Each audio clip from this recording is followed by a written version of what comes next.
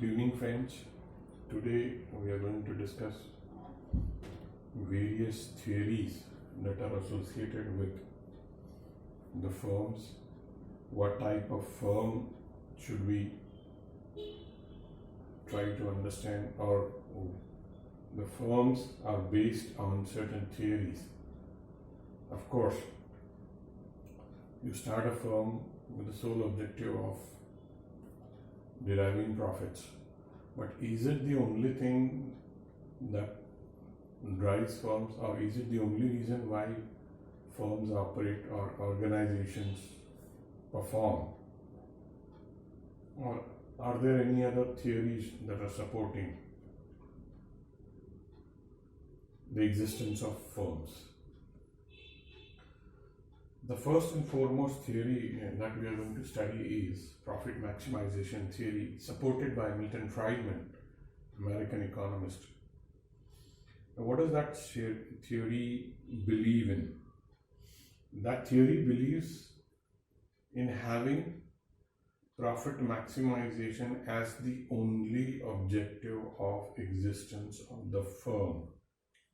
In other words, the simple reason and the only reason why the firm exists is to maximize profits, and that too absolute profits in larger quantities. Absolute profits, nothing else. No secondary profits, pure absolute profits, and that too in larger quantities. Now, this theory is based on two beliefs. What is that? It believes that existence of a firm is only because for profits, right? Or, in other words, when you say existence is possible only when you employ capital and take risks. So, employment of capital and taking of risk is only purely for making profits in the long term. And profit is the only long-term objective that is necessary for survival of the business. Two beliefs. That is, the quantum of capital that is employed and the risk that is taken, it is meant only for having profit generation. And second, profit is must for long-term survival of the business. In both the beliefs, what is the common point? The common point is having profits, making profits, maximizing profits, generating profits, right? The key word, the core word, the simple belief on which this whole theory rests is profit maximization. Now, what does this theory say? This theory says that you have to take into consideration only profits. But there is one shortcoming, or two shortcomings in fact, of this theory, is that it is talking about profits, but it is not talking about what type of profits. When you say absolute profits, means what? Is it gross profit, net profit, or net profit before tax, or net profit after tax? These questions, they are left unanswered. It simply says profit maximization. Because if you're not clear about, say for example, if you're only talking about gross profits, what about the expenses? Is it okay that the firm makes only highest, largest gross profits, not to be bothered about the expenses or net profits? It's not clear. It doesn't even mention which time period to be taken into account for maximization of profits.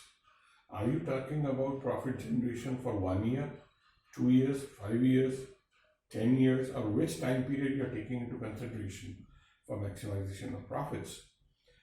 The reason why it is important is because business situations, they are dynamic. They keep on changing. You might make profits, huge profits, say for example, in first year. You may not make absolutely any profit in the next year. Third year, stability might come. Fourth year, you might see growth.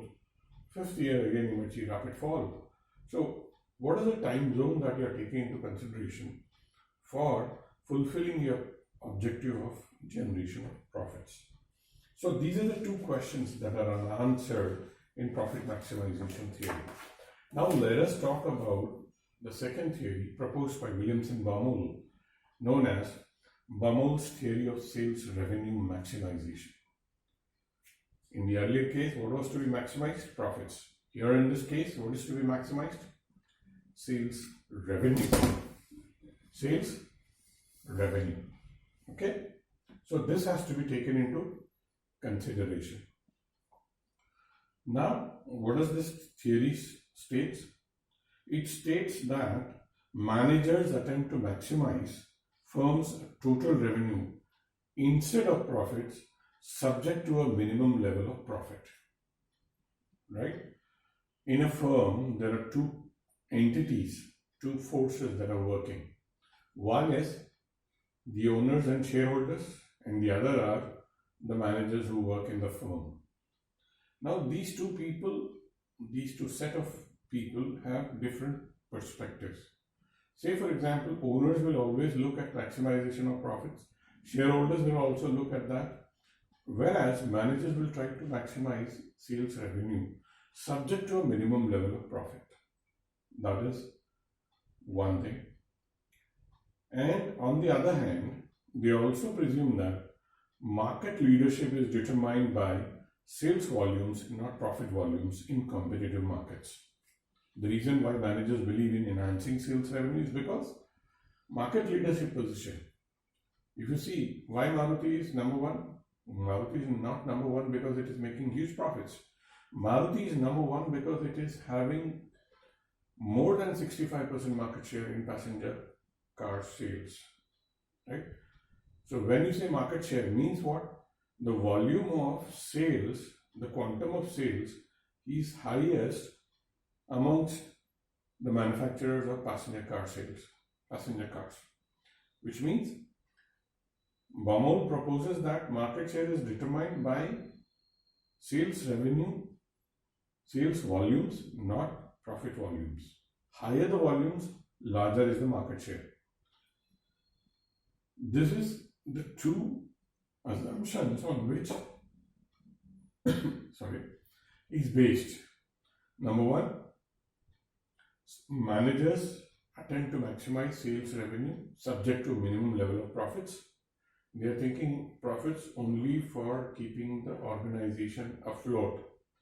Profits to the extent of making your expenses to be met. That is what this theory proposes. Second, market leadership is determined by sales volumes, not profit volumes in competitive markets. Of course, nowadays the scenario is you have competition for every single product, right? And every single service. So this is what the theory proposes. Now, third one is talking about profit maximization, the second is talking about sales maximization. The third theory, Barris's hypothesis of maximization of growth rate. Now, what is growth rate according to this theory? It says that owners try to maximize their profit and market share. Managers aim at better salary, job security, and growth. Two objectives, like I told. Owners, they'll always think in terms of maximizing profits and market share, thereby increasing market share. How they are thinking? Owners, they are thinking that if you are having more sales, your profits are going to be large and hence your market share is going to be high. Managers, on the other hand, what they think about? They think about their salary, better salary, job growth, and security, right? And job security and growth. Growth in terms of their own hierarchy. Suppose a deputy manager wants to become manager, a manager wants to become the head wants to become the CEO or CFO or CHO, whatever it is. They are thinking in those terms. Now, these two set of goals can be achieved by maximizing balanced growth. In this theory, profit is to be maximized. In this theory, sales is to be maximized. And in this theory, growth is to be maximized by having a balanced approach. Now, what is that? Growth rate of demand for the firm's product. How these two things can be achieved? That is, number one, shareholders' profits and market share, and managers' better salary, job security, and growth. These two set of objectives, how can they be achieved? By having consistent growth rate of demand for the firm's product and having consistent supply of capital that is needed to maximize sales, which is the objective of managers, right? Once if the objectives of the managers is that if the sales are good, if sales target are met, salaries are going to be there, job security is going to be there, and growth is possible. Now, these balanced growth rate of the firm is dependent on consistent growth rate of demand of the firm's product, and to maintain consistent demand, you will have to produce consistently, and for production of consistency, you will have to have consistent inflow or promotion of capital into the firm that will help you to have better productions. Now, this theory suffers from certain constraints. Here we are talking about, in this theory, managers, they are thinking of having better salary, job security, and growth. What if you don't have managers, they don't have required skills, right? Definitely sales revenues, they are going to fall. That is one constraint. It's not possible that we are going to get apt managers, ideal managers, because what we are talking about in this theory is ideal situation, maximizing balanced growth rate. So this maintaining of maximization of balanced growth rate is dependent on what? Managerial expertise or managerial skill sets. What if you don't get balanced growth rate is going to suffer. Even financial constraints are going to be there. What is the financial constraint over here? You might not get the desired capital at optimum cost. That is also one financial constraint that you are going to have. Third, or the other constraints may be government policies, tax structures, government levies, duties, all this, they are going to affect the growth of the firm. Elasticity of demand, what even if you are having better product and if it is not aptly priced, you might see fall in demand. So demand responsiveness also affects the growth rate. Best of product, they fall flat, right? Or high priced products, they might be lapped up. But it again depends upon the phases of economy, right? The phases of economy are also going to affect the input of capital. And growth is dependent on what? Input of capital and demand for firm's production. And these two, they are dependent on what? The phases of business economy or the phases of business cycles, right? Say for example, in recession, even the best price product, it's not going to have demand because people don't have money to spend. If the incomes are falling due to unemployment, spending will not be there. So growth is not possible to be achieved. So this is what this theory states. We have one more perspective on the theories of firm, that is behavioral theories. What does this behavioral theory fundamentally propose is that firms, here they are aiming at profits, here they are aiming at sales, here they are aiming at growth. Here in these theories, firms aim at satisfactory behavior rather than maximization of anything, right? All these three things, they are based on what? Maximizations of profit, maximization of sales, maximization of balanced growth rate. Here, this is not talking about maximizing, but it is talking about satisfactory behavior. Now, what do you mean by satisfactory behavior? Let us try to understand from the theories that are being proposed by Herbert Simon and two gentlemen, Sayat and March. Now, the first theory in behavioral theories aspect, that is Herbert Simon's satisficing model.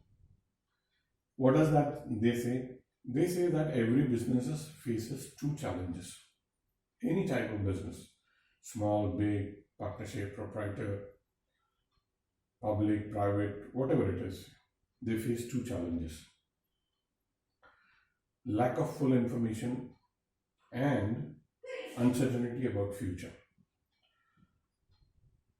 No firm on this planet can say that they have got full information about the markets.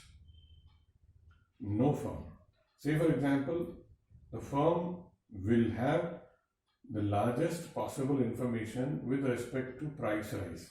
Say for example, if the company increases or the firm increases its price, what level the production is going to be there or what level of demand is going to be there for the product, to a larger extent they can anticipate. They're not sure, they can anticipate.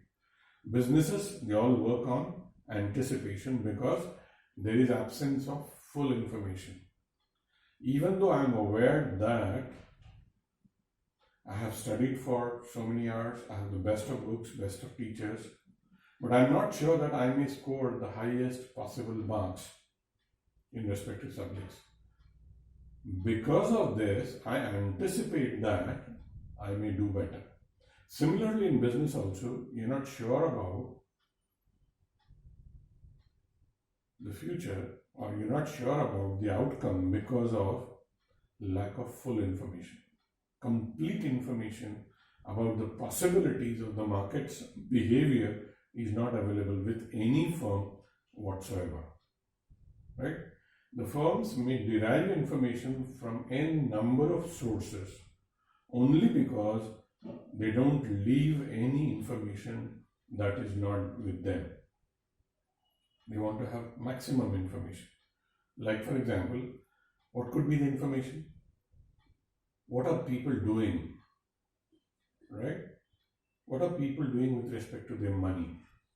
Now, if you say that, now say for example, travel industry, it will try to gather information from the public about their disposable income, like how much income or how much money is left after spending all on your needs, wants and desires.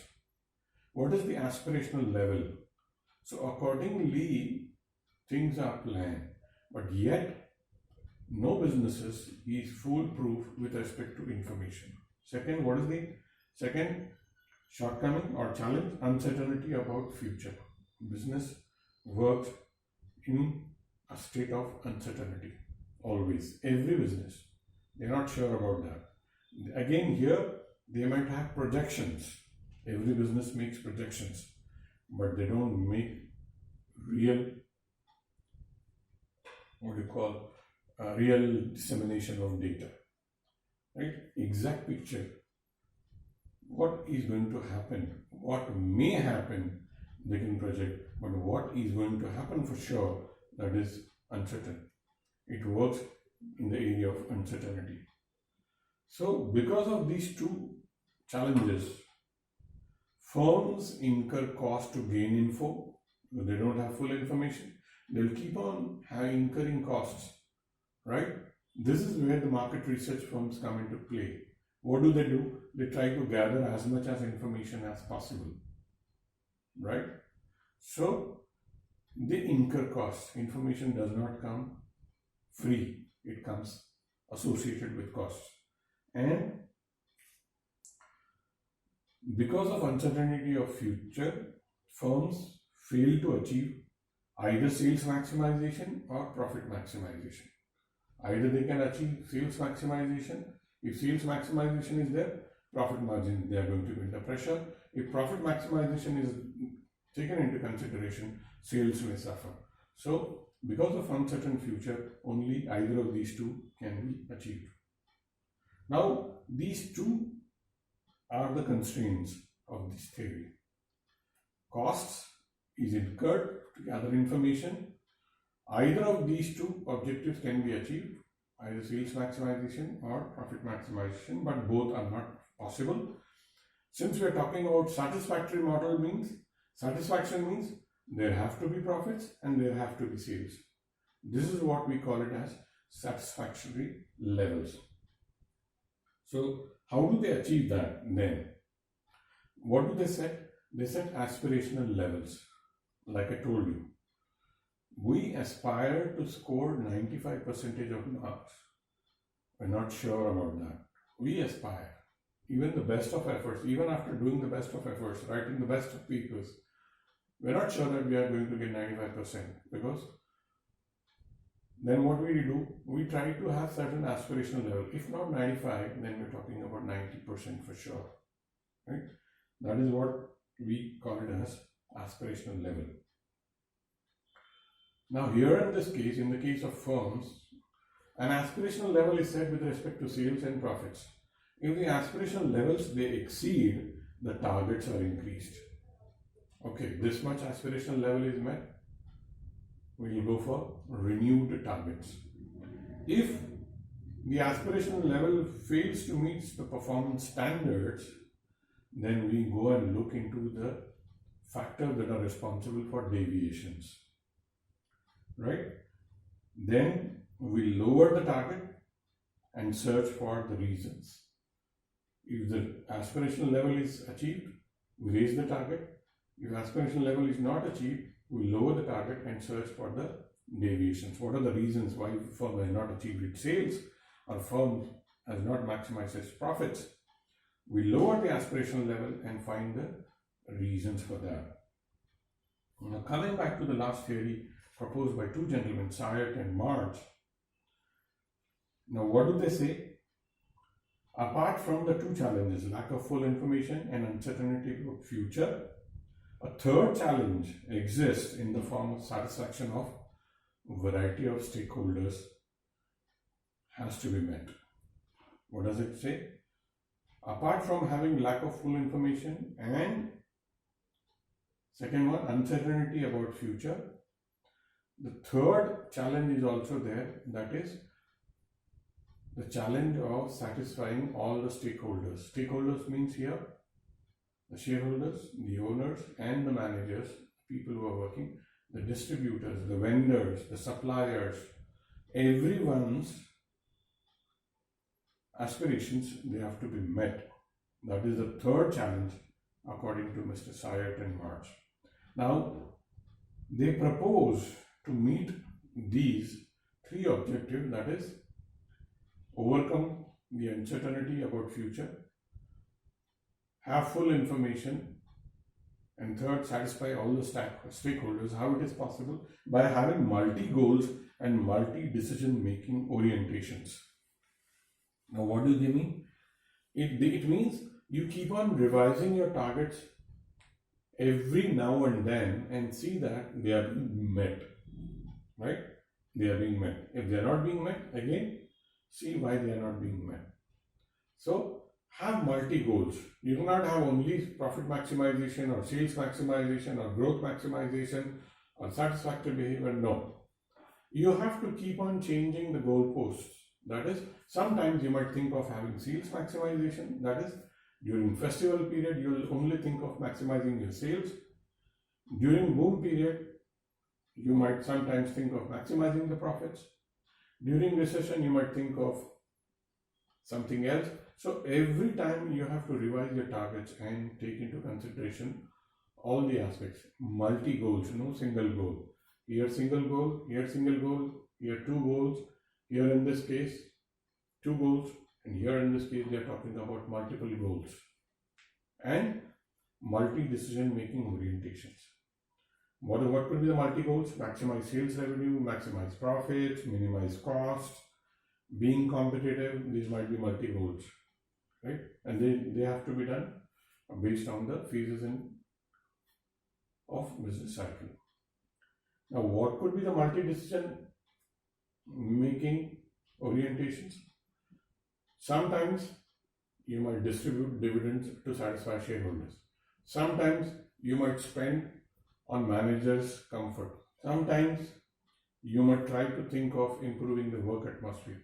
So balance, you're trying to have periodic multiple or multi decision making orientations, right? Sometime or the other you're trying to satisfy one person or the other, or one stakeholder or the other, so that all your multi goals, that is sales maximization, profit maximization, cost minimization, and trying to be competitive, everything is met, right? So, but this is to an idealistic theory to propose in these competitive times. This theory proposed by Syed and Mars suffers from objectivity. It is talking about the performances of the market, performances of the stakeholders, aspirations of the stakeholders, performance of managers, which is sometimes is not controllable. And these are subjective. Say for example, if the managers perform better, profits might be there. If the managers don't perform, sales revenues might suffer. If shareholders they don't put in capital, you might not produce more. Since you're not producing more, your product might suffer from demand shortage, all these things. So if you try to control one thing, something other might pop up which is uncontrollable. It's not, you're being too subjective rather than being objective. Whatever situations are arising, we're trying to mitigate them. Whatever damages that are happening, we're trying to mitigate them, because we are having multi goals, we're not having focused goals. This is what the company is going to do in the next quarter or in the next half yearly assignments, maybe 3 quarters, maybe for 5 years, 2 years, whatever it is. We're not having focused goals, we're having multi goals. So hence, because of that, it fails to predict the future direction of the firm. Where is the firm going? Is it thinking in terms of maximizing sales revenue or maximizing profits? We're not sure about it. And it's not fit for dynamic business environment. Like I said, we cannot have multi goals and we cannot satisfy multi stakeholders at the same time. It's not possible, because business is so, and it has become so dynamic. What is good today may be better tomorrow or good for nothing tomorrow. Because the consumers or customers, since their income levels are fluctuating quite rapidly, not because of only price changes, but because of aspirations of those customers, they want everything, right? They need everything, they want everything, they desire for anything, right? So, because of that, what is happening? Incomes are not rising in relation with the aspirational levels of the people. So, what happens in that case? If people's aspirations are not being met, here I'm not talking about needs, wants, or desires, aspirations. You can aspire for anything, right? सोचने में क्या जाता है? So the third thing, it suffers because it is not relevant in this dynamic business environment. So business does not work on whims and fancies. It works on certain market forces, right? Say for example, if China is doing well, India may not do well. But for China to do well, India is supposed to do well, because Chinese manufacturing is dependent on Indian economy. So you cannot say that only, Chinese people aspire to have better production facilities. Even though they have aspirations, even though they have their multi goals, that is to have maximum production, what if they don't get a market? And what better market than in India, right? So trade restrictions come into play. If trade restrictions are there, they may not be able to sell their products in India, and if they don't sell, their businesses are going to suffer badly. So the behavioral theory, as proposed by Syed and March, suffers from these few criticisms. Now, these are some of the theories that are proposed, right? These are some of the theories under which a firm operates. Say some firms are only thinking of profit maximization. Some firms will say, okay, no, we want more sales, less profits. Some firms may say, okay, satisfy growth rate, think of growth rate, that profit should also increase, sales should also increase, aspirations also should be met, everything. Behavioral theories, satisfactory business model, not fit for business, dynamic business environment.